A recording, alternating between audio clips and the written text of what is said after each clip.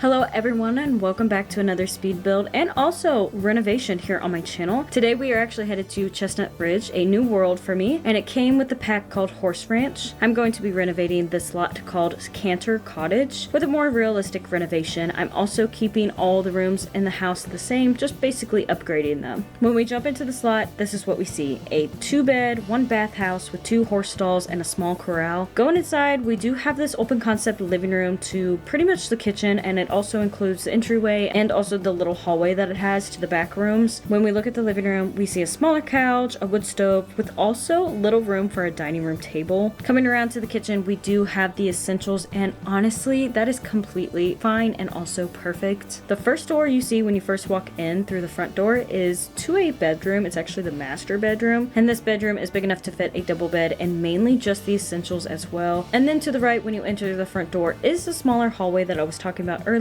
Looking through the door on the right, you'll notice that it's a decent sized bathroom that houses a stand-up shower, a toilet, and also a sink. And then coming back into the hallway and also across that door from the bathroom, we do have another bedroom that is smaller. This one is set up as a kid's bedroom with a single bed, but honestly, it needs a little bit more love. It is really nice to begin with though. My very first thing that I'm changing about this house, and also the stalls, are the roofs. I come from an area that metal roofs are honestly very common, especially for farmhouses. My go-to metal roofs for houses in The Sims are the dark black swatch. Absolutely love this. I love how it looks, and I do this a lot. And then I also wanted green roofs for the horse stalls. As much as I love the dark stained wood here, I also wanted the stalls to be a little bit more orangey color. I felt like it contrasted and made for the green roofs to pop a little bit more. I did change the corral fencing to be black here in Kentucky, especially around Paris and more southern areas. Black wooden fences are so common. After moving the beds of hay back and also changing the color of some of the objects in the corral, I worked on the outside of the house. One thing that I did that in reality would be a lot of money was move the chimney. It is realistic and it is possible, but do most people move and relocate their chimneys? Not always. I didn't quite like where it was at, especially because I knew I was moving the location of the wood stove inside of the house. I also wanted to change the siding of the house and knew I wanted some rock somewhere on this house. I did keep the wood on the main section of the house, but chose a different swatch. And then I went through the front porch and just changed out the columns for ones that I thought matched a little bit more to the decking and the railings that I had in mind.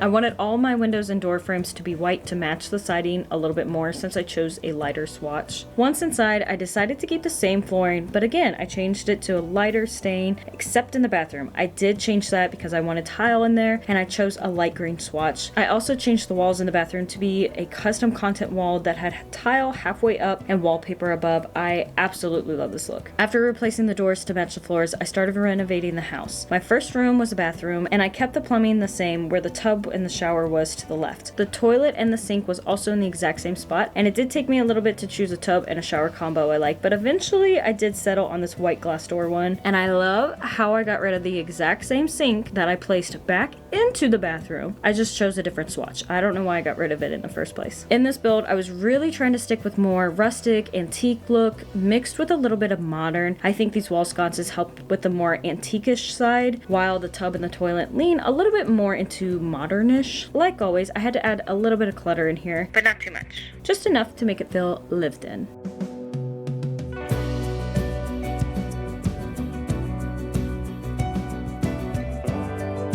I also wanted a few different artworks in here that kept more with the wooden and rustic theme. One of my favorites was this wall right next to the toilet that has the hanging plants in between the two photos. I think this whole wall was so pretty.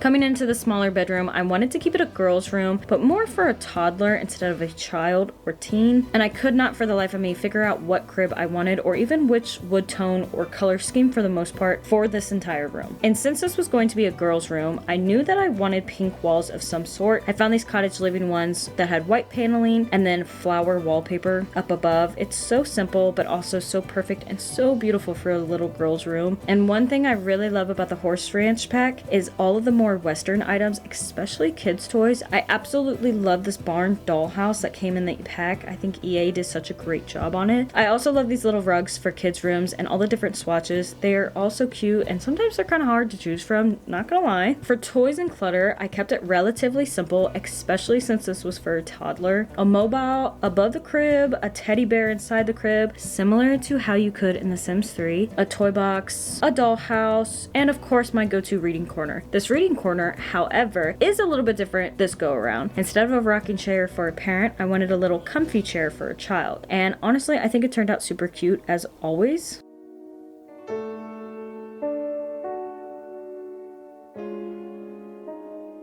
Coming into what I would call the master bedroom, I wanted to keep with this double bed, but not much else in here. I also wanted this room to be cute, cozy, and comfortable if it was real life. The bed I chose was a simple iron frame with also plaid bedding before I moved along to picking wallpaper. And I don't know if you've known this or not, but I'm a huge fan of paneling or tile even, halfway up and then wallpaper above. It is always so beautiful in my opinion, especially in real life. In all honesty, I hope one day to make our forever home have rooms with similar walls. I have my whole Pinterest board on standby. Some of the curtains that came in the horse ranch pack aren't actually that bad. They remind me a little bit of the late 1800s, early 1900s that would be in like the richer homes that you see from time to time. I actually really love them as well, and I also thought they were perfect for this build, especially in the swatch. Besides lamps, I also wanted a little clutter on the nightstand. Since this room is just a little bit too small for physical clutter and objects on the floor, a simple picture frame, landline phone, books, and a plant honestly is the perfect option. The only clutter object I added to the floor besides a rug was a laundry basket with pillows and a blanket from Eco Lifestyle. I did, however, keep with the stand-up wardrobe that came in the house previously before I renovated it, but I added artwork to the walls for the final touch.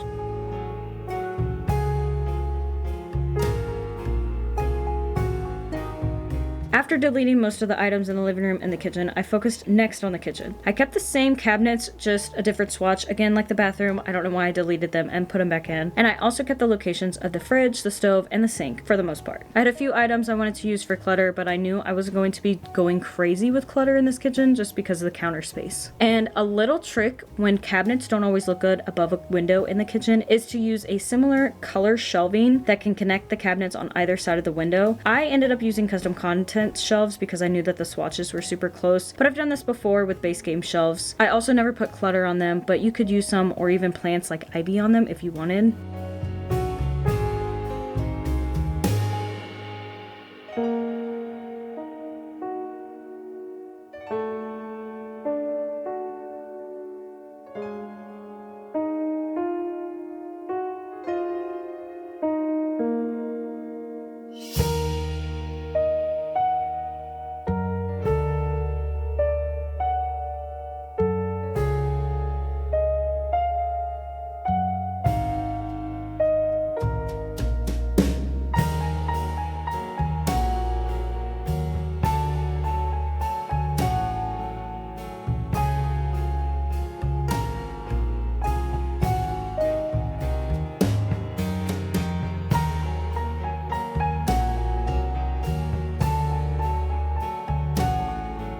In the living room, I knew I wasn't worried about a dining room table at all, and that I also was going to move over the stove like I said previously. Also, I wasn't sure how much seating I could get away with. I really wanted to use this leather couch with matching chairs, but they were just a lot bigger than I originally thought. I did make it work though, well, at least the chairs. Overall, I tried to keep the living room more of a relaxation place that was kind of cute and cozy versus a living room with a TV and a game console and really crowded.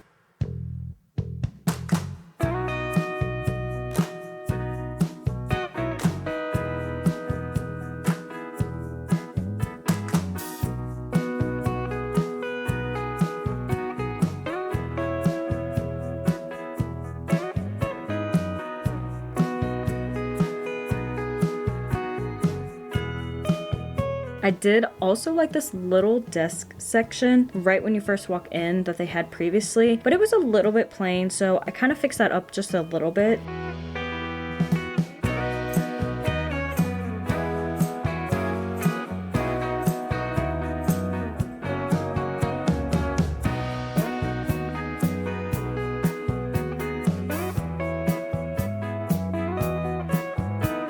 And And lastly, inside the house was a section right when you enter where you could hang up items. I wanted a little entry table with a little bit of clutter on it, but honestly I didn't have any plan besides that.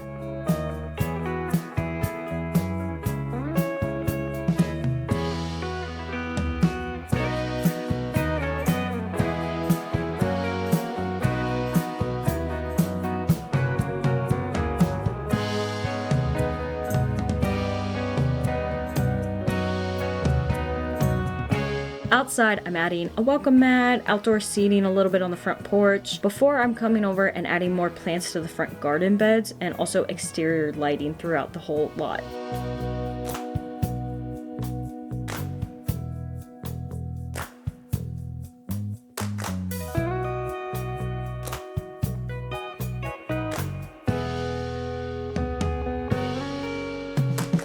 One thing I really wanted for this house was potentially to be an off-the-grid or even simple living for lot challenges. A few things like the lights may need to be changed to be fully off the grid, but the typewriter, the stove, the fridge, even the wood stove, and also the chicken coop were a good addition to the house for those challenges specifically.